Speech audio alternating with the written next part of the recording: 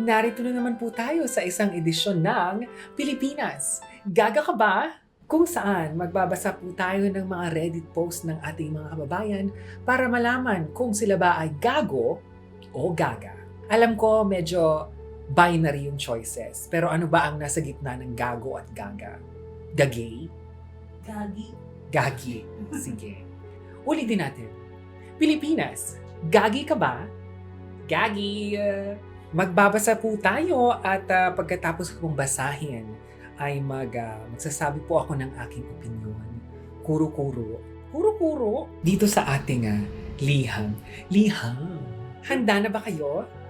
Ang dami nating show, no? Ang dami nating ginagaya dito. MMK, game ka na ba? Rated K. May identity crisis po ang bakla. Pagpasensyahan nyo na. Wala, ano naman may puhunan.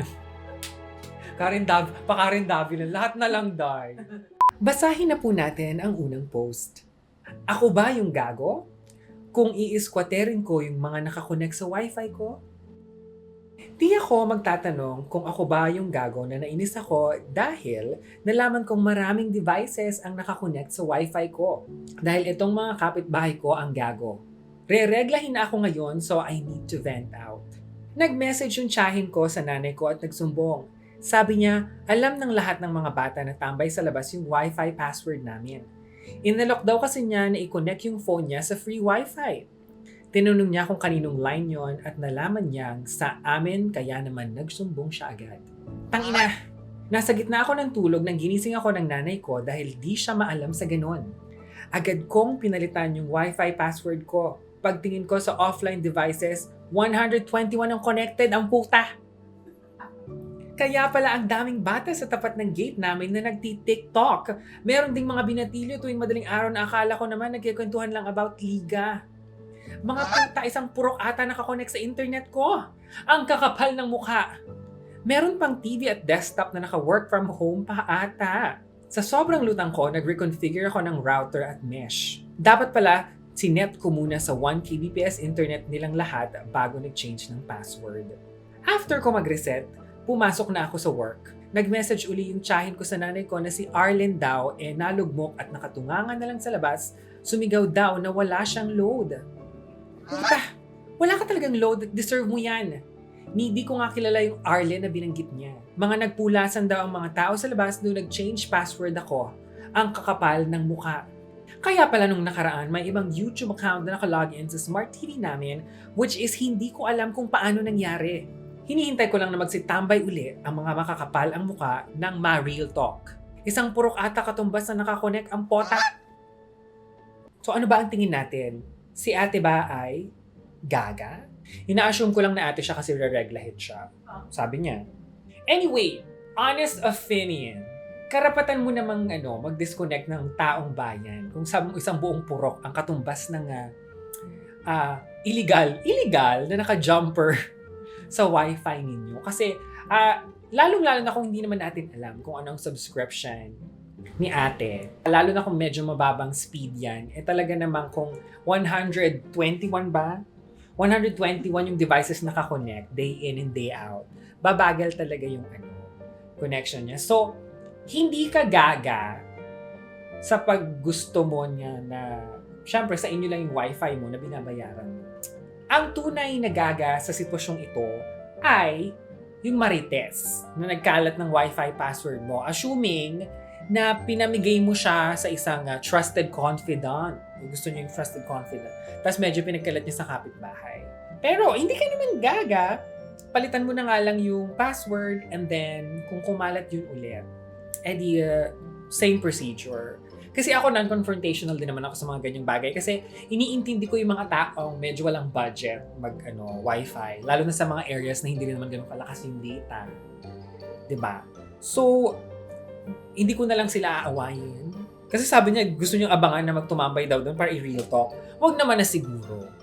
Enough naman na siguro na naputulan na sila ng internet because of your kadamutan. Siya pa yung madamot, charot lang. Pero nakakatawa na umabot na sa point na may mga tambay talaga sa labas ng bahay nila. So I know that this happens and you're well within your rights to change your password kung lalo na kung nakakaabala na sa connection niyo. So Ugaliin po natin magpalit ng password hindi lang sa Wifi, kundi pati sa mga bank account, sa mga email account, kung ano-ano pang account. May edit siya. At baka dito natin masagot ang katanungan kung paano kumalat ang password niya. May binigyan pala akong isang kapitbahay ng password more than a year ago dahil nag-online class ang anak niya. Nangako na hindi ipagbibigay ang password ko. Di ko pinagbintangan dahil napakahinhin at mabait sa paningin ko. At isa pa, hindi sila palalabas. Okay lang sa akin mag plus 3 to 4 devices dahil alam kong wala naman silang kakayahan. That's what I said. Like sometimes iintindihin mo naman. Lumabas ako kanina dahil naririnig ko na parang may nag-uusap about internet at narinig ko ang name ko. Nasa labas yung tiyahin ko na nagsumbong sa amin plus yung ibang bata na tambay sa tapat at kinonfirm nila na sa kanila galing ang connection. Hiniram daw ni Bagets na anak ni kapitbahay yung isang phone ng kaibigan at sabing papasahan siya ng internet via QR. Sosyal! Kinonfront ko via messenger yung bata at mukhang na-briefing ng nanay niya at mabagal mag-reply. Deny pa rin siya. Mapapaagang regla ko sa'yo, princess. Well, again, kung napalitan mo ng password mo at hindi ka nagkaka-problema sa internet, maybe we can let this go na, ate. And sana, hindi na ma-violate ang internet rights mo. So hindi ka gaga. Sige, magbasa tayo ng mga comments. Sabi, di ka gaga, di naman kayo Wi-Fi station. I agree. 121 ang connected ang puka. Grabe 121. I don't even think, di ba yung mga establishments na free Wi-Fi, I don't even think umaabot sila ng 121. Alam mo, may mga nakita ko establishment na nag-offer ng free Wi-Fi, hindi ganun karami yung kumo-connect. So, girl, kung 121 yan, pagkakitaan mo na lang. I-business, mag-internet shop ka na dyan sa inyo. Ikaw na ang bagong piso net. Piso net! Piso net! Piso net! Dumako naman po tayo sa ikalawang post. Speaking of iPad, ang post po na ito ay, ako ba yung gago dahil tinapon ko yung iPad nang nakabangga sa akin? Interesting. Nabangga ako along EDSA Annapolis, tapat ng Petron. Walang license yung nakabangga sa akin and then when I ask for any ID na may address, wala din siyang maipakita. ORCR lang napakita niya sa akin pero expired pa. Sabi niya pupunta daw yung parents niya para dalhin yung wallet niya and hiningi lang niya number ko. Since may dealer ng Porsche near the area, sabi ko doon na lang niya papuntahin parents niya para I can have the damage estimated at isisingil ko na lang sa kanila yung amount. Walang involvement ba doon ng police? Di ba nagkabanggaan, dapat may police? Anyway, baka naman meron. Before we left the scene, sabi ko, anong panghahawakan ko if in case takbuhan niya ako kasi wala naman siyang license or any ID para may ipakita sa akin. Di ko alam kung wala siyang ibang bagay na dala pero iniwan niya sa akin ang iPad niya. Nag-iwan siya ng collateral. Okay. Porsche is along the service road pero nagulat ako nung bigla siyang dumaan sa bus lane sa ibabaw. In short, tinakbuhan na ako. Nauuna na ako and sabi ko sundan niya lang ako and kitang-kita na the last minute nung pasok na ako sa service road, nag-swerve siya pa ibabaw. Sa isip ko, okay, let's play games. 2 days after, wala pa rin akong natatanggap na tawag mula dun sa parents or dun mismo sa nakabangga sa akin. Ang thinking ko is wala na, tinakbuhan na ako. Nung mga after lunch, naglinis ako ng kotse and yung iPad tinapon ko na sa basurahan ng street namin sa sobrang inis ko. Though, binasag ko muna bago itapon.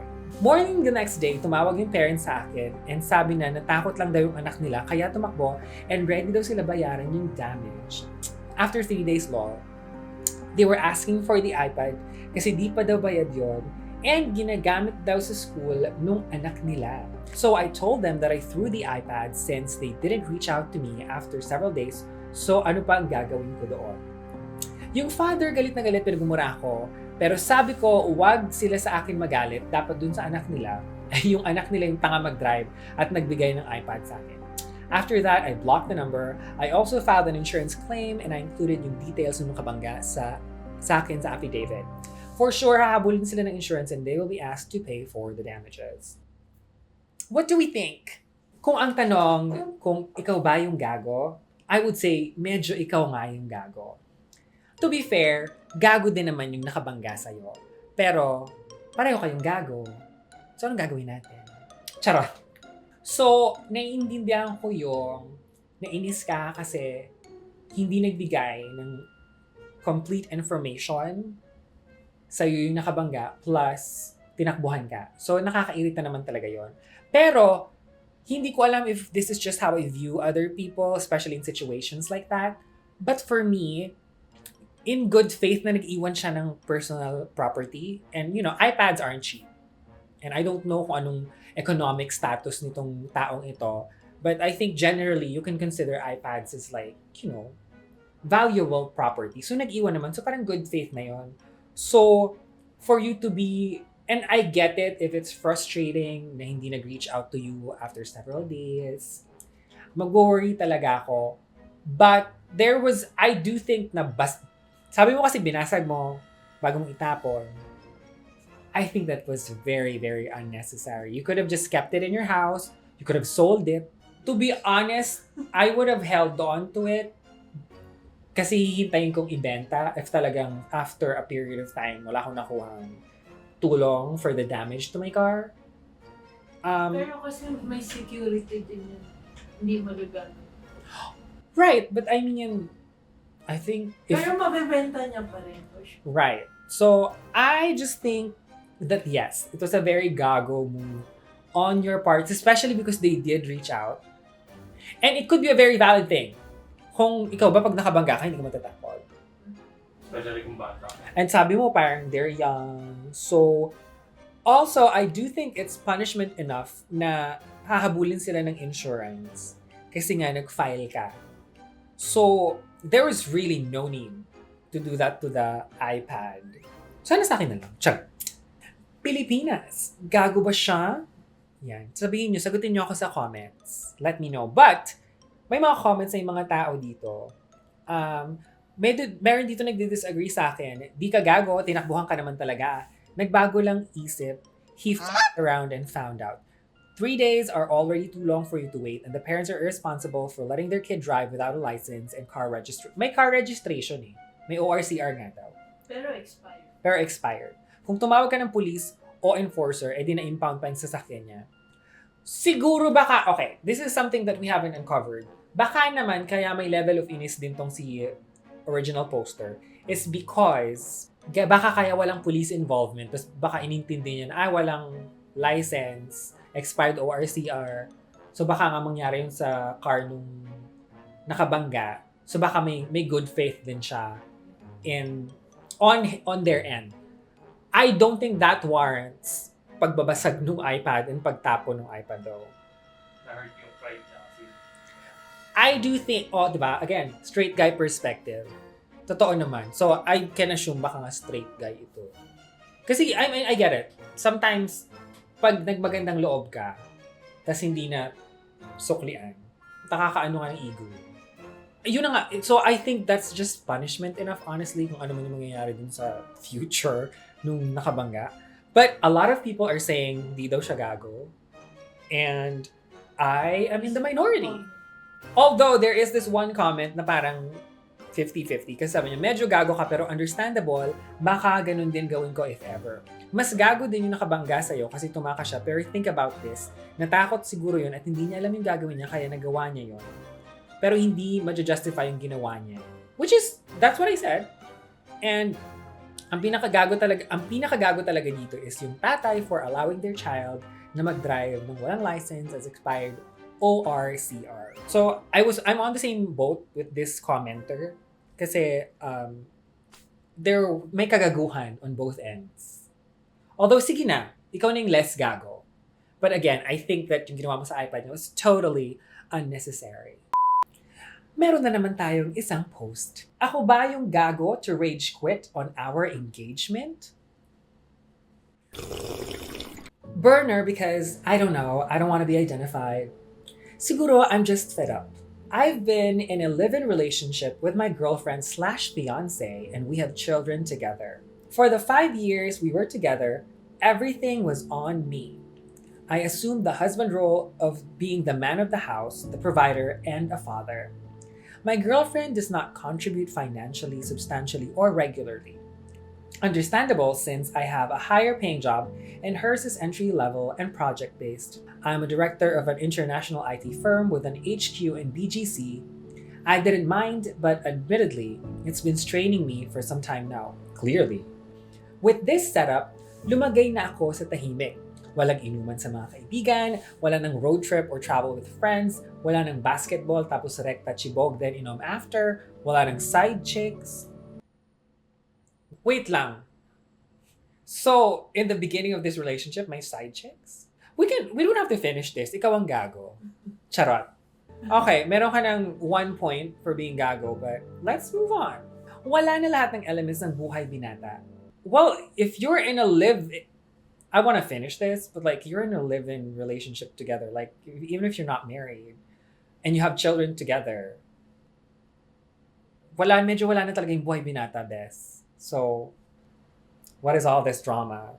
I assumed the father and husband role responsibly kahit di pa kami kasal, and that extended to her family and friends. Husband role responsibly? Together, and when we expected our first child to come, we acquired a house in Pateros, Nahulugan, and since girlfriend has no stable income, I took it under my own name and I pay for it. It's a simple basic townhouse with 2 bedrooms, 1 garage. Girlfriend's family lives in Cavite and since moving in together, they've made a habit of visiting frequently to sleep over. At first, I was okay with it, but it became more frequent and in my own house, I cannot rest and recover. I think that's fair to feel. Diba, kultura at tamang asal nating mga Pilipino na kapag bisita, may pasalubong at behave? Yes, but also yung may pasalubong is very optional naman. But behave, I totally agree. They arrive empty-handed and they lounge around in my house as if they own it. For me, hirap nga naman mag-commute from Cavite to Pateros na may bitbit na pasalubong or ulam or what, but sana mag-alok man lang sila ng mamalengke or mag-grocery na pagsasaluhan namin when they visit, pero hindi. Parang ginawa nilang hotel bahay ko with breakfast, lunch, and dinner. This Holy Week, they asked naman to visit kasi try daw namin dito mamasyal at umikot sa mga simbahan para daw different naman. I was reluctant with girlfriend and told her na I actually wanted peace and quiet muna kasi puro overtime din kami for the past month sa office. She said, minsan lang naman daw. So, I said okay. Ang hindi ko gets, Holy Week nga pero bakit sila nagiinuman sa sala namin? It got rowdy and girlfriend's mom was okay with it saying boys will be boys. Pertaining to his husband and my girlfriend's brother, back to you though. Sabi mo may side chick ka. And I'm sure baka ang i-justify mo dyan, boys will be boys. I didn't drink kasi nga it's Holy Week and I'm really stewing with annoyance at the whole situation na bakit ba may mga buwisita sa sarili kong bahay na Holy Week na sana magpapahinga na lang kami ng girlfriend with our kids. Naubos empty lights. Biglang nagwala si Tito saying na ano ba naman to, walang kwenta, ubos agad ang alak. I said, okay lang po yan, late na rin at matulog na lang kasi may Stations of the Cross kaming pupuntahan kinabukasan. For some reason, he snapped. At ako, pinagdiskitahan niya ng lahat ng pagkukulang sa kanya ng misis niya, ng mga anak niya, ng mga kapatid niya, pati katrabaho niya, na dapat pa-retire na siya at di man lang siya umaasenso or napopromote. I'm like, what the fuck? Anong kasalanan ko sa taong to? Inisip ko lang. Tinatagan ko lang at hindi ko na pinatulan kasi nga lasing at nakainom at ayoko na rin dumagdag pa sa gulo. Pero nanginig ako na pinaghalong galit, inis at takot na baka mapaano or masuntok ako sa kung anumang paghihimutok na ginagawa niya. Saturday today, umuwi sila dahil sabi ni girlfriend na hiya raw si Papa sa nangyari. Wala akong na-feel na relief. I was just livid, pissed off, pagod na. I built up the courage and told my girlfriend na ayoko na dahil ang gulo ng pamilya na at sa lahat ng kabutihang binigay ko sa kanya para may taguyod ang pamilya namin, nakakainsulto na mapagdiskitahan ng ibang tao sa sarili kong pamamahay. Very fair. Totally get it. Hindi ko nakako siya papakasalan sa December at next week I will file a leave so I can sit down to inform our suppliers and see if may pwede akong ma-refund kahit papano sa naging down payment namin. Sawa na ako sa gulo ng pamilya niya at parang kung itutuloy ko ang kasal, lalo lang akong matatalay sa style ng pamumuhay nila. Parang gusto ko kasing tahimik na buhay at descending pamilya na sasalihan. Again, very fair. Sobra ko bang gago na iniisip ko lang na parang parasite tong pamilya niya at ayaw ko nang makahalubilo sa kanila at pinaka-ayokong maging father-in-law yung lintek na tatay niya. Honestly, reading this entire story, I don't think yung decision mo to call off the engagement after this series of events makes you gago. Hindi. I think it's disrespectful for people to come to your house regardless kung, in-laws mo yan or hindi.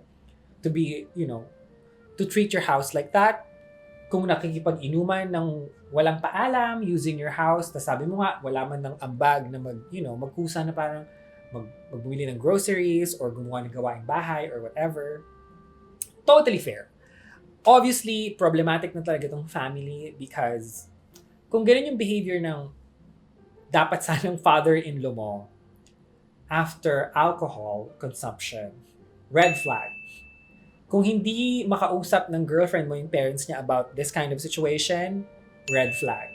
Question. Yes. Nagkaroon ba ng communication between them as partners? So the way I understood this story, I think they were having conversations about it. Just, I think in general, yung sa simula pa lang the income thing, na siya yung provider, nag-usap naman daw sila about that. That's great. Sure. And this family issue, I'm sure they did. It seems like they did. But I think yung breaking point niya was the fact na nagkaroon ng explosion like that, yung dapat father-in-law. And then nung nag-apologize yung girlfriend for the behavior, wala siyang na-feel na relief. Because I feel like it was a point of no return. And I'm sure, I think they've been having conversation about it. But that is a good question. Maybe they haven't. So, pero let's talk about the income thing.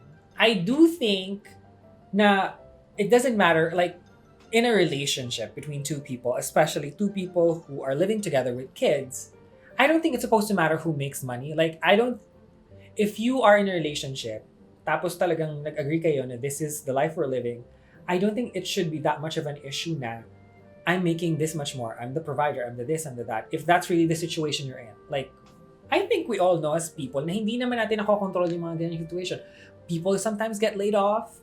People are not getting paid as much as they should. And I don't know what kind of financial situation you were in nung nag-meet kayo at nagsama kayo. The way I understand their story is mukhang baka medyo level sila before. And maybe having kids or something happened to the girl's career that changed that. But at the same time, and I'm only assuming, she's the woman in the relationship, she had kids. That might be affecting why she's not be able to actually bring in more income for the family. So, may perspective din doon na dapat tingnan si original poster. But to be fair, that was not the issue. Hindi yung issue niya. Ako meron akong nakikita underlying issue dun sa girl. Yes. Na feeling ko nami-miss niya yung buhay binata.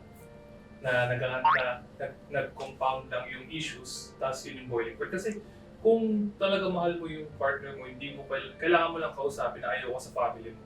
Pero hindi mo hihiwalayan.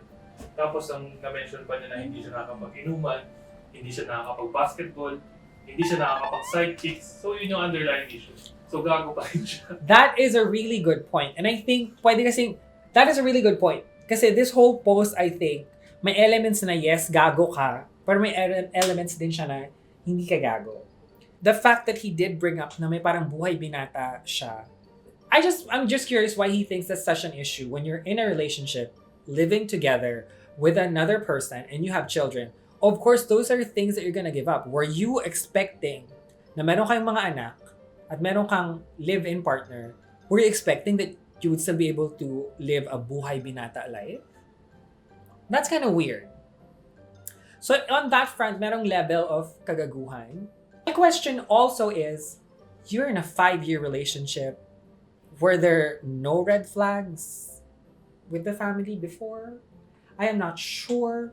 I think the bottom line is, for everyone watching, it's very important to really get to know who you're getting into a relationship with and also the people around them.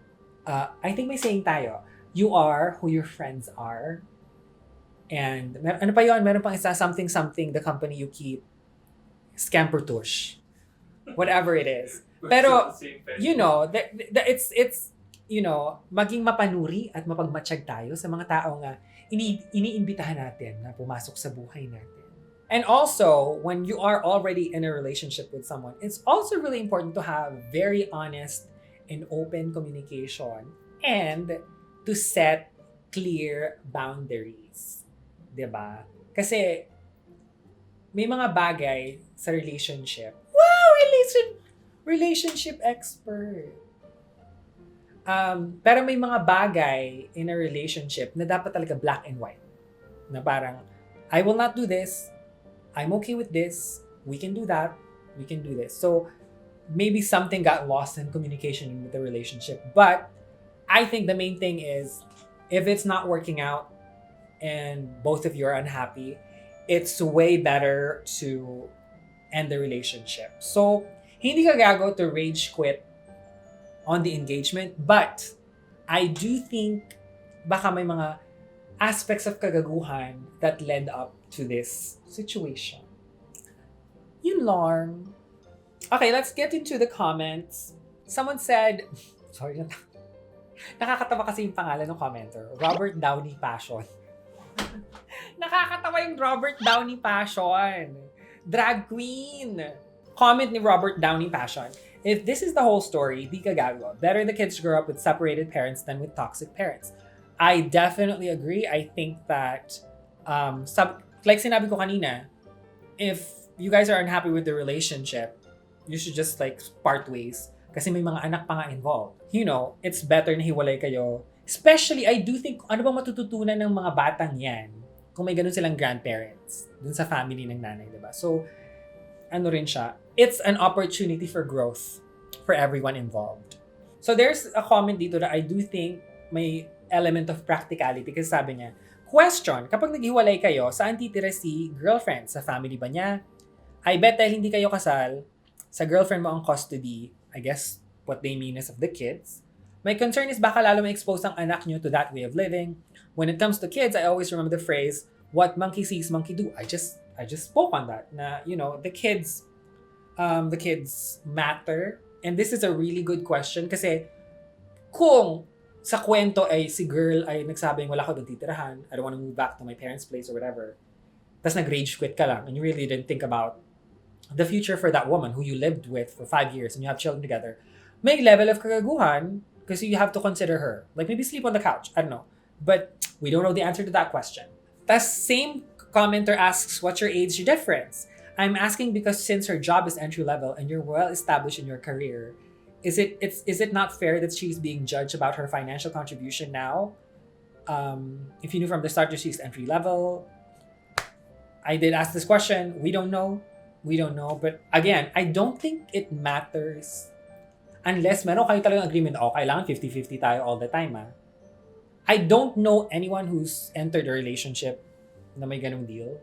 What I'm saying is, hindi ko sinasabing it shouldn't be 50-50. I think ideally, when two people, kahit nga hindi couple, like nothing romantic. Walang sumbatan, kumbaga.